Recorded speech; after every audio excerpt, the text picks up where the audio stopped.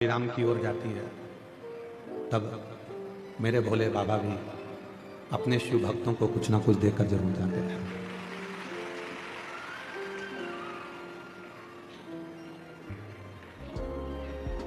आज जब आप लोग कथा में आ रहे होंगे या रात्रि को यहाँ रुके होंगे तो यहाँ का नज़ारा आपको ऐसा लग रहा होगा जैसे कैलाश पर्वत पर बैठकर शिव महापुराण की कथा श्रवण करते हैं। इतना कोहरा है, इतना कोहरा कि अभी भी पीछे के लोग कहाँ कहाँ बैठे हैं कोई नजर ही नहीं आ रहा। पंडाल में बीच बीच का पंडाल तो फिर भी दिख रहा है, साइड के पंडालों में कौन कहाँ बैठा है कुछ दिख नहीं रहा। पर कितनी श्रद्धा है आपके अंदर और कितना विश्वास है।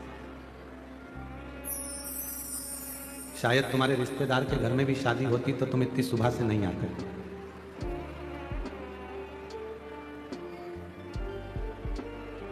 कहीं तुमको अगर कुछ मिल भी रहा होता तो तुम वहां नहीं जाते।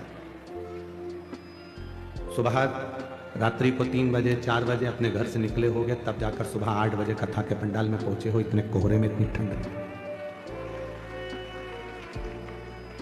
कई मेरी जीजियां, कई मेरे जीजा पूरी रात से पंडाल में एक कम्बल को ओढ़कर सो रहे पूरी रात।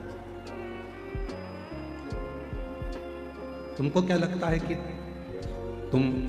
आप भगवान शंकर के लिए पूरी रात जागे हो, भगवान शिव के लिए इस कड़कड़ाती ठंड में, इस कोहरे में चलकर यहाँ तक पहुँचे हो, तो क्या मेरा भोले बाबा तुम्हारे दुखड़े मिटाने के लिए तुम्हारे दरवाजे पर नहीं आएगा? हम किसी के यहाँ जाते हैं तो कोई हमारे यहाँ आता है। हम किसी को सम्मान देते हैं तो कोई हमको सम्मान देता है। हम किसी को अपशब्द करते हैं तो वो हमको अपशब्द कहता है। हम किसी से मीठा बोलते हैं तो वो भी हमसे मीठा बोलता है। अब आप सब सीहोर वाले महाराज के लिए यहाँ पूरी रात से चलकर यहाँ नहीं पहुंचे। आप सीहोर वाले महाराज के लिए इतनी ठंड में, जिस ठंड में लोग अपनी रजाई नहीं छोड़ते, लोग अपना कमरा नहीं छोड़ते, अपना घर नहीं छोड़ते, ऐसी कड़कड़ाती हुई ठंड में और इस पूरे कच्चे गांव के जंगल वीरान में, पूरे आदिवासी वनवासी क्षेत्र में, इस क्षेत्र में इतनी कड़कती हुई ठंड में शायद कोई अपना घर नहीं छोड़ता, निकलता नहीं। पर हजारों लाखों की भीड़, सारे पंडाल फुल, और रात भर से आप बाबा का इंतजार कर रहे हो, तो मेरा भोलेनाथ आपकी झोली में खुशियां जरूर देगा।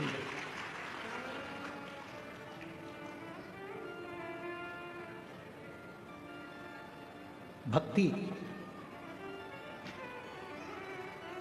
विश्वास शिव के करीब में लेकर जाता है। और जब आपकी जिंदगी में आप विश्वास पूर्ण कर लेते हो, भक्ति पूर्ण धारण कर लेते हो, तो शिव की कृपा करता है। भगवान देवादिदेव महादेव की कृपा करते हैं। बहुत तेज ठंड लगती है तो हम कम्बल ओढ़ लेते हैं, रजाई ओढ़ लेते हैं, शॉल ओढ़ लेते हैं,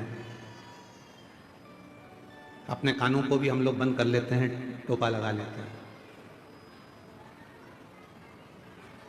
और बचा कुचा हो तो अपने मुंह को भी अपन बंद कर लेते हैं।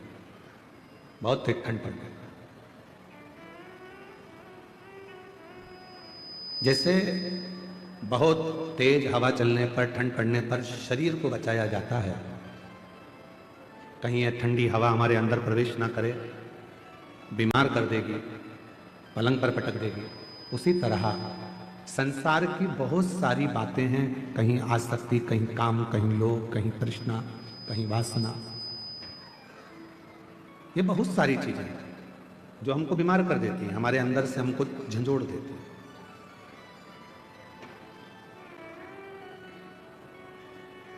उस समय पर भगवान के भजन की, भगवान की भक्ति की, शंकर भगवान के श्री शिवाय नमस्तुभ्यम मंत्र की एक चादर, एक कम्बल ओढ़ लेना चाहिए, एक रजाई ओढ़ लेना चाहिए।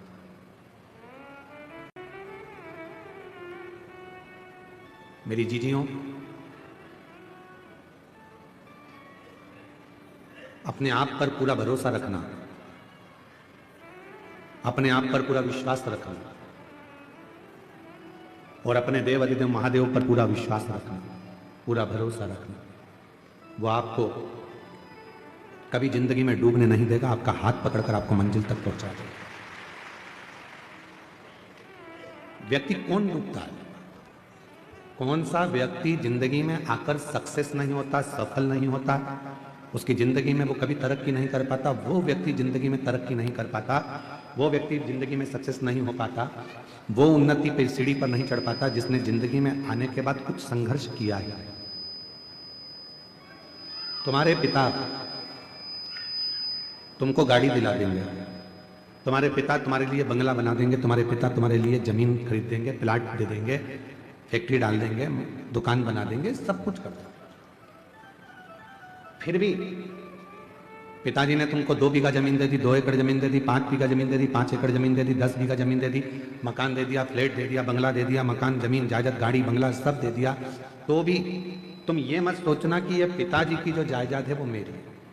बाबा से प्रार्थना करना कि मुझे इतना बलवान बनाना जैसे मेरे पिताजी मुझे देकर जा रहे हैं और आज मुझे प्रदान कर रहे हैं, इतना शक्तिशाली बनाना कि मेरे पिताजी का जब बुढ़ापा आए तो उनको राजसी ठाठ दिखाऊं और उनकी जिंदगी भी अच्छे से, उनका जीवन अच्छे से। पिता कैसे कमाता है, पिता कैसे लाता है, कैसे परिवार चलाता है, वो पिता ही जानता है। धर्म पत्नी भले कह देगी कि हम तुम्हें दिखते नहीं है, तुम हमारे लिए कुछ करते नहीं हो, पर उस पति से पूछो कि जो कमा किसके लिए रहा है, वो तो अपना एक छोटा सा मोबाइल लेकर चल रहा है, अपने वही कपड़े जो उसने पहले सिलवा रखे थे वही कपड़ों को पहन रहा है, वही वस्त्र है, वही मोबाइल है, वही जूते हैं, वही चप्पल है, वही रुमाल है, वही कपड़े की अलमारी है। पत्नी कपड़े खरीद लेती है, बच्चे कपड़े खरीद लेते हैं, बेटियां कपड़े खरीद लेती हैं, बेटे कपड़े खरीद लेते हैं, उनका मन करता है तो मोबाइल भी बदल लेते हैं। पर कोई बाप से पूछे कि पिता आप ना कपड़े बदलते हो, आप ना घड़ी बदलते हो, आप ना जूते लाते हो, आप वही क्या करूंगा लेकर चल रहा है, तुम्हारी उम्र है तुम पहनो, तुम्हारी उम्र है तुम पहनो, तुम्हारी उम्र है तुम धारण करो, और वो अपनी पूरी जिंदगी केवल तुम्हारे लिए निकाल देता है, केवल पूरा जीवन। अब अपना क्या फर्ज है, उसने अपने लिए पूरी जिंदगी निकाल दी, तो उनका जब बुढ़ापा है, उनकी जब वृद्ध अवस्था है, तो अपना फर्ज है कि उनका साथ देना, उनको दुनिया की सारी खुशियां लाकर दे देना। 20, 25, 50, 30, 40 साल जितने साल जिएंगे उतने साल उनकी जिंदगी में इतनी खुशियां दे दो कि वो भी परमात्मा से कहें कि संतान देना तो ऐसी देना और इसको खूब बरकत देना, खूब भंडार, इनकी जिंदगी में खूब भंडार भर देना, इनको कोई दुख मत देना, इनको कोई तकलीफ मत देना, इनको कोई कष्ट मत देना।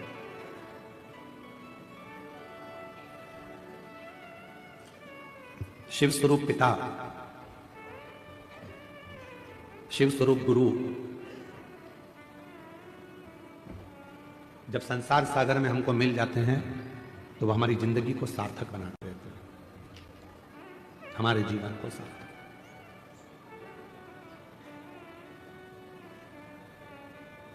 कभी कभी हमारे स्मरण में आता है कि शायद पिता दुनिया की सबसे बड़ी दौलत होती है, और वह अनुभव करोगे आप भी एक दिन, जब आप स्वयं पिता बनोगे तो अपने पिता को याद करोगे कि मेरे पिता दुनिया की सबसे बड़ी दौलत थी, दुनिया की सबसे बड़ी पूंजी थी। मेरा पिता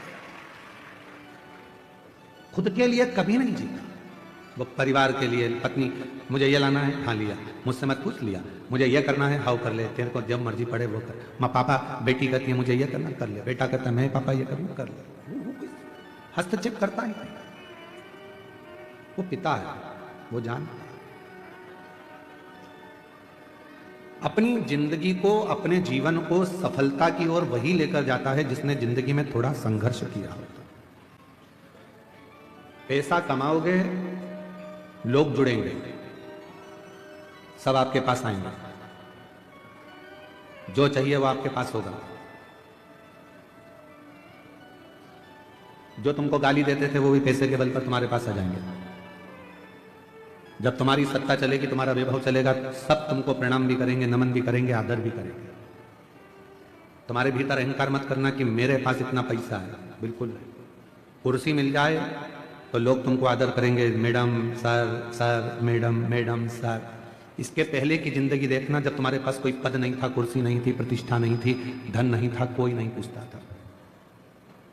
कुर्सी मिलने के बाद तुम्हें पूछ रहे हैं, पद मिलने के बाद तुमको पूछ रहे हैं, पैसा मिलने के बाद तुम्हें पूछ रहे हैं। मतलब ये सम्मान तुम्हारा नहीं है, ये उस कुर्सी का सम्मान है, ये उस पद का सम्मान है, ये उस पैसे का सम्मान, तुम्हारा सम्मान नहीं है।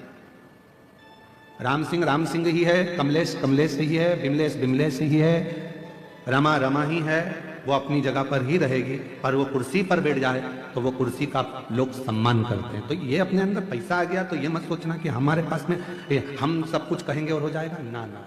ये धन का सम्मान, ये पद का सम्मान, ये प्रतिष्ठा का सम्मान, उतरे फिर वही रहोगे। इसलिए अपने स्वभाव को, अपने नेचर को कभी मत बदलना। आज है कल नहीं होगा, तो भी इन्हीं के साथ रहना है, इनसे ही बात करना है, इनसे ही। थोड़ा धन बढ़ा और सबने पूछना चालू कर दिया आपको, अरे काका जी और चाचा जी और नाना जी और फूफा जी और मामा जी और ये और वो, सब ने पूछा। और जब नहीं था कोई पूछने नहीं आता था। क्यों, कितने का कर्जा हो गया, लाओ हमें बताओ, हम कर्जा चुका देंगे तुम्हारा। थोड़ा हमारे पास जमीन है, उसमें से आधा टुकड़ा जमीन का बेच देंगे, तुम हमारे रिश्तेदार हो, हम तुम्हारा कर्जा चुका देंगे। है कोई संसार में ऐसा जो रिश्तेदार का कर्जा अपनी जमीन बेचकर चुका देता हो? नहीं। फिर धीरे धीरे तुमने तो नहीं दिया, उसने मेहनत करी, संघर्ष करा, परिश्रम करा, फिर खड़ा हुआ और फिर आगे बढ़ा। अब जितने रिश्तेदार थे वो कहते हैं ये तो हमारा ही अपना वाला है, अपने परिचित है, अपना ही है।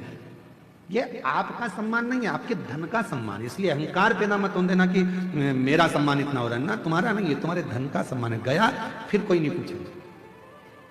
आप कोई ऊंचे पद पर बैठ जाओ, मालूम पड़े कोई बहुत बड़े मंत्री संतरी कलंतरी बन गए, कोई अधिकारी बन गए, कोई बहुत बड़ी कुर्सी तुमको मिल गई, कोई तुम कहीं के थानेदार बनकर बैठ गए, तुम कहीं के बहुत बड़े कलेक्टर और बहुत बड़े पदाधिकारी बनकर बैठ गए, तो ये मत सोचना कि तुम तो ना जाने बचे कुर्सी है तुम्हारे पास में तो पूछा जा रहा है। जिस दिन रिटायर हो जाओगे उस दिन तुम्हारे घर के लोग ही तुमको नहीं पूछ पाएंगे, ये निश्चित का।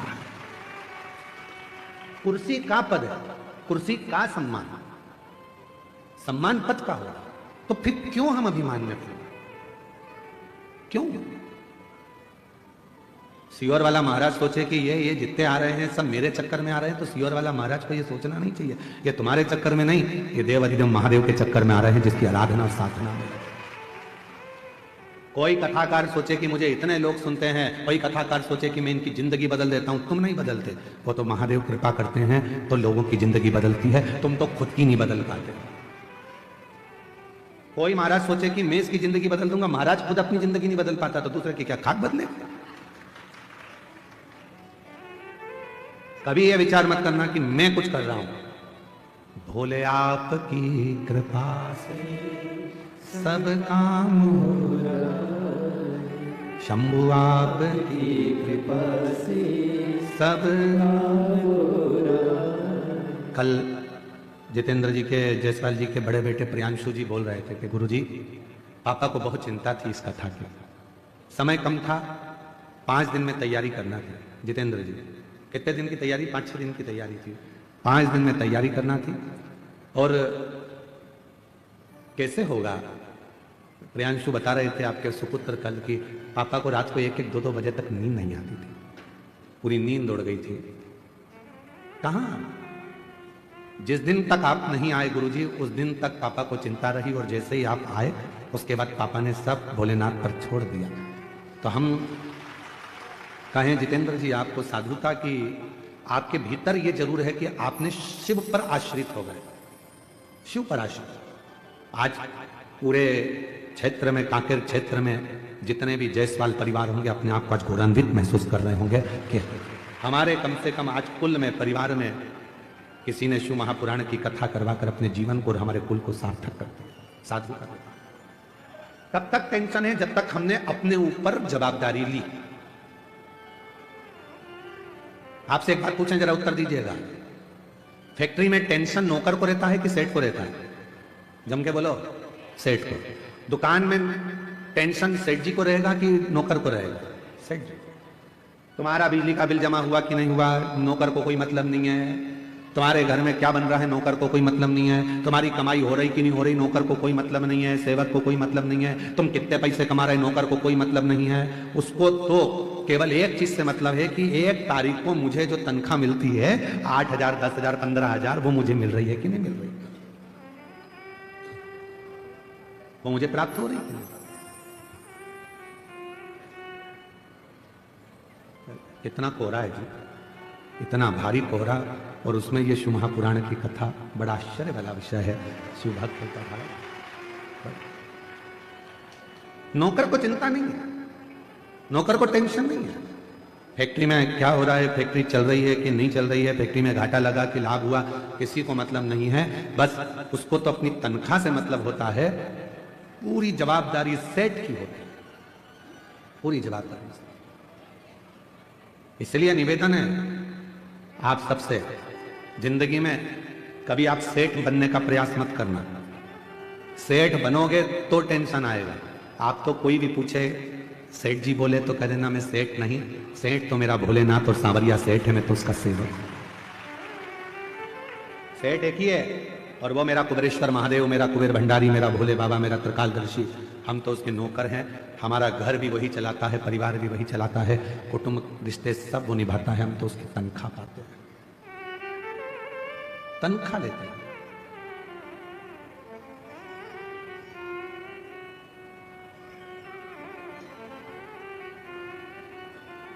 तेरी नौकरी सबसे सुंदर है बाबा, उससे बढ़कर कुछ नहीं, कुछ नहीं, उससे जोरदार कुछ है ही नहीं। जब से तेरा गुलाम हो गया,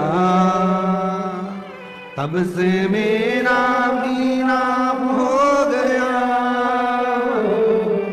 जब से तेरा गुलाम हो गया, तब से मेरा भी नाम हो गया। वरना औकात क्या थी मेरी, वरना औकात क्या थी मेरी।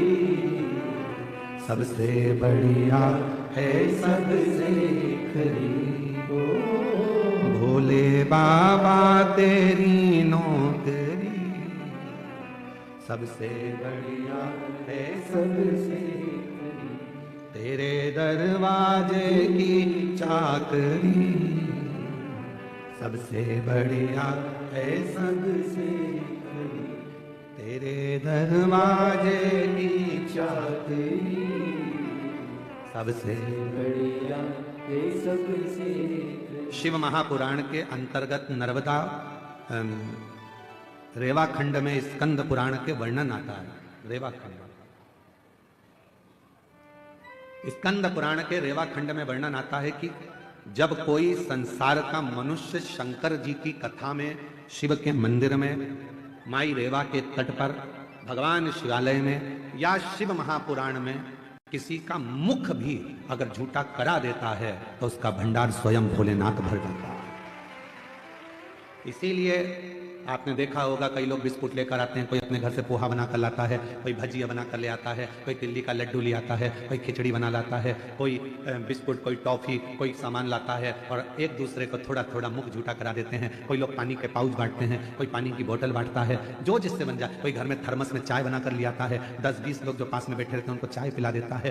अर्थात मुख झूठा कराने का वर्णन भी हमारे यहाँ स्कंद पुराण के रेवा खंड में वर्णन आता है कि जो मां रेवा के तट पर भगवान शिव की शरणागति में, शिव के शिवालय में, शंकर की कथा में अगर आए हुए शिव भक्तों को यदि मुख भी झूठा करा देते हैं तो उसके घर की अन्नपूर्णा कभी शिव समाप्त नहीं होने देते, उसका भंडार भरता है। ये शिव है, ये शिव। और हमको ये वनवासी आदिवासी क्षेत्र की कथा थी तो हमको ऐसा लगा था कि ना जाने यहाँ भक्त आएंगे तो यहाँ पर मुख झूठा कराएंगे कि नहीं कराएंगे, पर हम